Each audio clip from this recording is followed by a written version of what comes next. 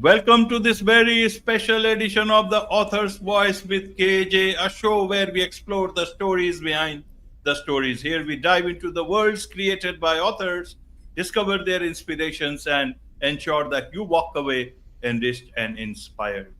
And today we have with us Kristan Swan. She is a facilitator, entrepreneur, author, and she helps people discover clarity through story and reflection. And she has written her book. She's the author of Spaghetti on the Wall, an elegant journal to organize the messy ideas of life. So let's dive into the story behind the story. Welcome to the show, Kristan.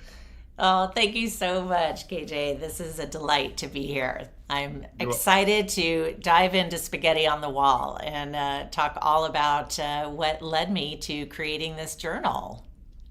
Wonderful, wonderful. Welcome to the show. Welcome back once again to the KJ Masterclass, this time on the author's voice with KJ. So we'll be talking about your journal, your book. But before that, the idea of, writing itself can be, very either decided for somebody dreams of it, but not everyone is get down to write something about it.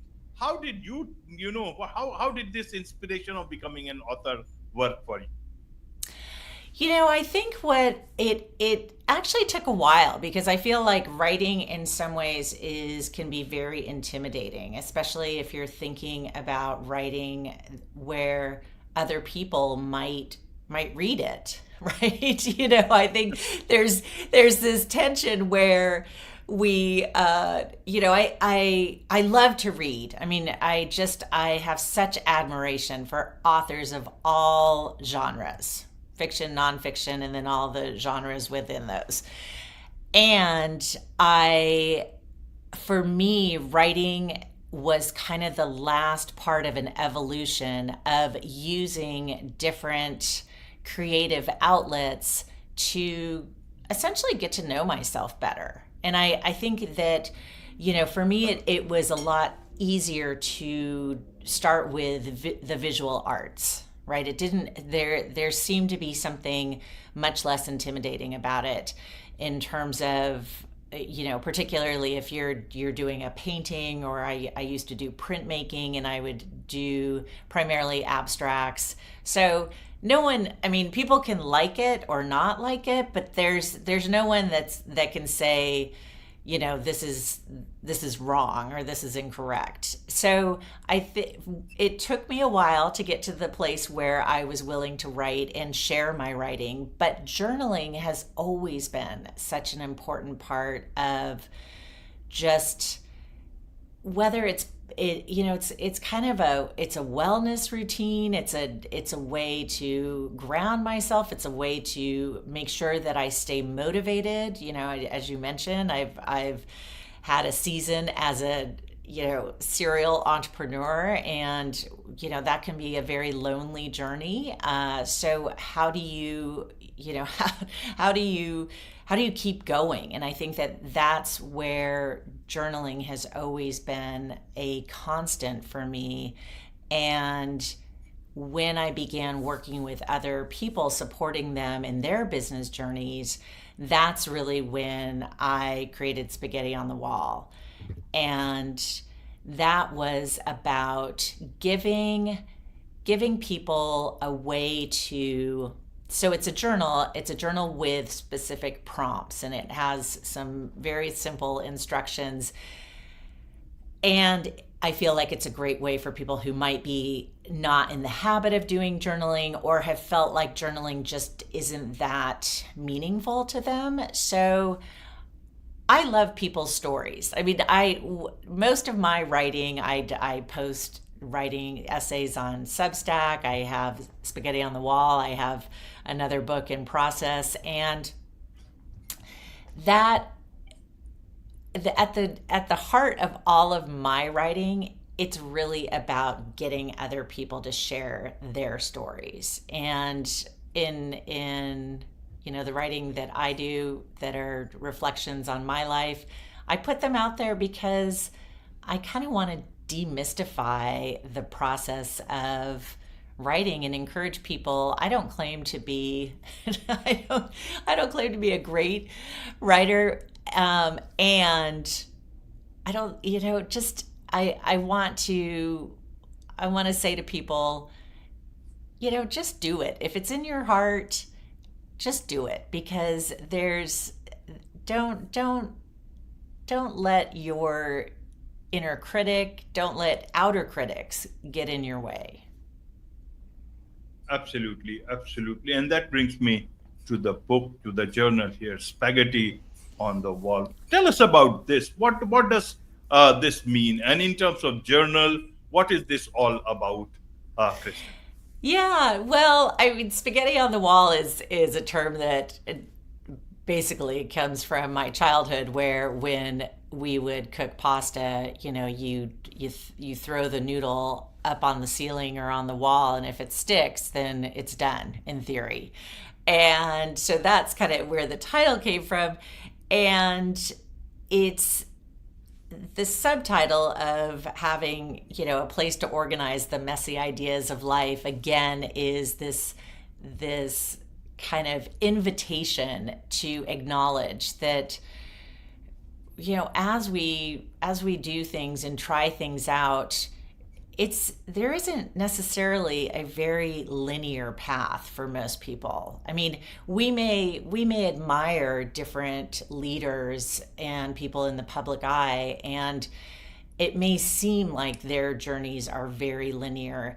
And I believe for most people, if you kind of really dig into what it has taken for these people to get to where they are, it's been all over. It's been the good, the bad, the twists and the turns. And so with Spaghetti on the Wall, it gives you a chance to create a habit, essentially a habit of discernment, right? So a habit to get curious about yourself, understand yourself, and hopefully as you get to know yourself, there is a recognition of your own wisdom and that you can trust yourself.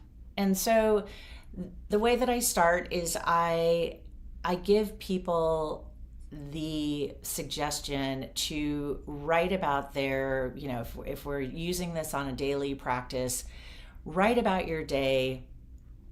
So journal the experience of your day without judgment. So journal as if you were an observer or a witness to the day.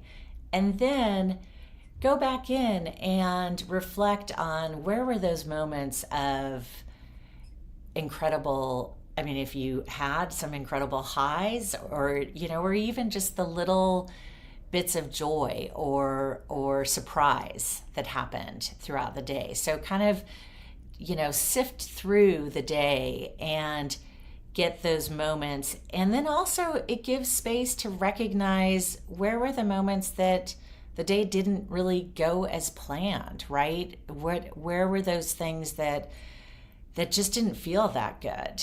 And give space to those, because there is information both in the highs and the lows, and just the mediocre of the day too, right? And there's also some room in there for kind of what I call, out of the box thinking. So oftentimes when either when you're journaling, or perhaps in the course of your day, maybe if you're going for a walk, or you're going for a long drive, or you kind of have a time when you can daydream, there's a section in the journal for you to kind of collect those thoughts that might seem a little bit kind of out there or don't really connect with other things. But I still think it's great to really make space for those and give those thoughts a voice, because you never know where those are going to lead you. So it's, as I said, it's this guided way to think about your day. You can also, it's purposefully meant to be small enough to throw in a backpack or a bag, and it's spiral bound so that you can, I'm left-handed, so I like to write all, I don't want to lose any of the page, and it's also spiral bound so that, you can open it up and it's thick enough that you can write just, sitting on a park bench. So it's meant to be mobile. You can also journal if you have a specific, rather than using it for just your day, you can use it to unpack a specific experience, like perhaps going to a conference, taking a class, teaching a class, just a meeting, if you just had a really important meeting, going and digging into that. So it's meant to be versatile, and it is meant to assist you in creating a habit, a good habit, a healthy habit. Absolutely, Kristan. So who is this journal for, Kristan? I love to think that this journal is for everyone. I do think that it is going to be for that person who has some curiosity, right? So I think that this is a great tool, especially if you have some curiosity about who you are, where you are going. I think this is a great tool for people who are in transition points. So maybe people who are just starting university. It could be people who are getting towards the end of university, right? And trying to think about what's next. It can be for that young professional who's feeling like,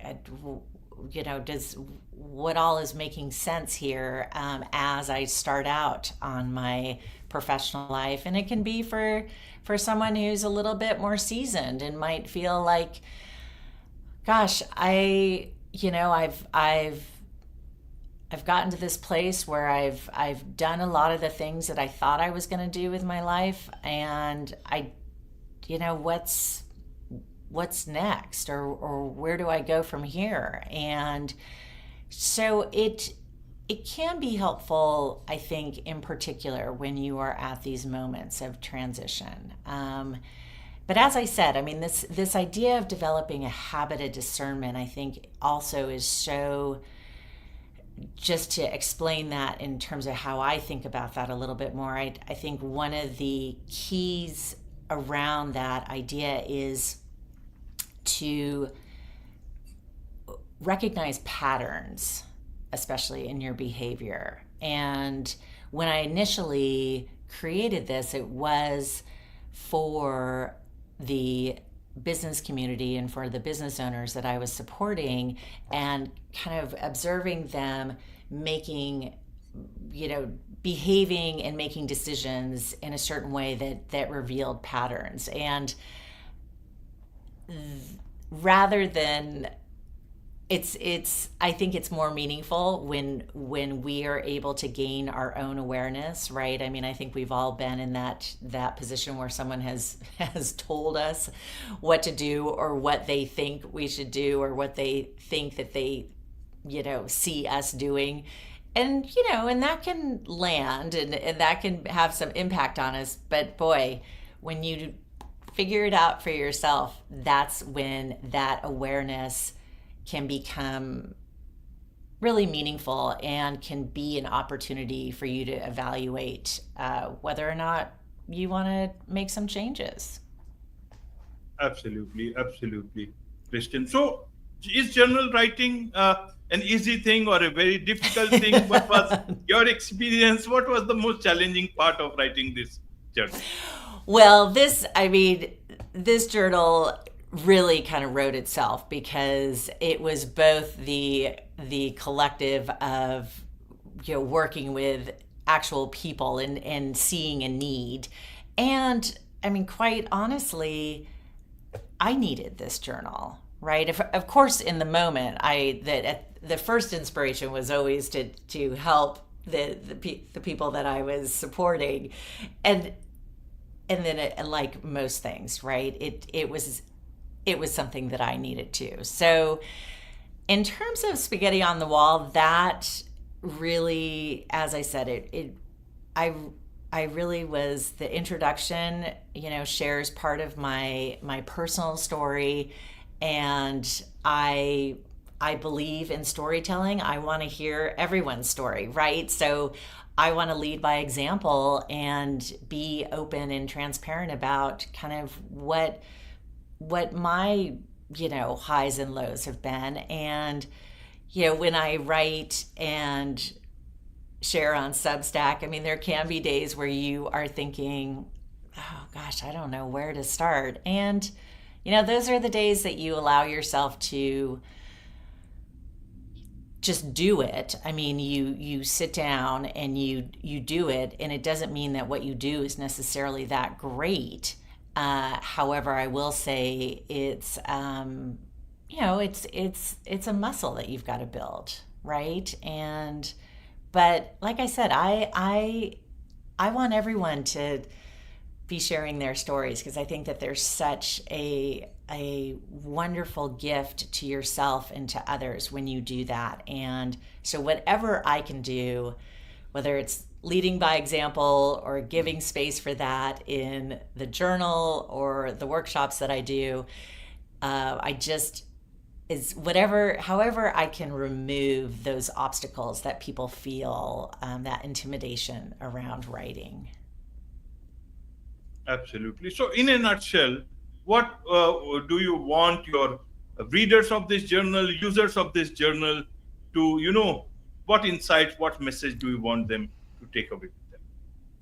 The main message I want them to take away is get to know yourself. You are a very interesting being, and in that, then you can also begin to trust yourself. You've got such an incredible amount of wisdom, and so trust yourself. And when we are knowing ourselves and trusting ourselves, we do less harm. We do less harm to ourselves by making better choices for us, and we do less harm for others by living in integrity. Absolutely, absolutely. So this is one book, one journal. You talked about another book that is in the pipeline. So tell us about, how does that pipeline look like? Anything else that you are doing that you want the world to know about? Well, I have a workshop that's called Discovering Your Spiritual Autobiography. And it's, at this point, it is primarily centered around the written word. So I do have a workbook for that, and I've been massaging that a little bit, and so that will be the next book, is really a how-to manual. So it'll be both the workbook of the spiritual autobiography built into a manual that will allow other people who want to get people together. This is a non-denominational exploration of your life and your experiences and kind of where you are in relation to, the world. And so that will be forthcoming. And I've got on my website, I've got a couple of really exciting workshops coming up. Again, these are just wonderful, very safe and welcoming spaces to gather in person and maybe build a little bit of community and also do some reflection and some sharing. So my website has a list of upcoming workshops, and so there's some good stuff out there, and I encourage people to take a look at KristanSwan.com. Wonderful, wonderful. With this, it's a wrap on this very special edition of The Author's Voice with KAJ. Thank you so much indeed for joining us. Thank you.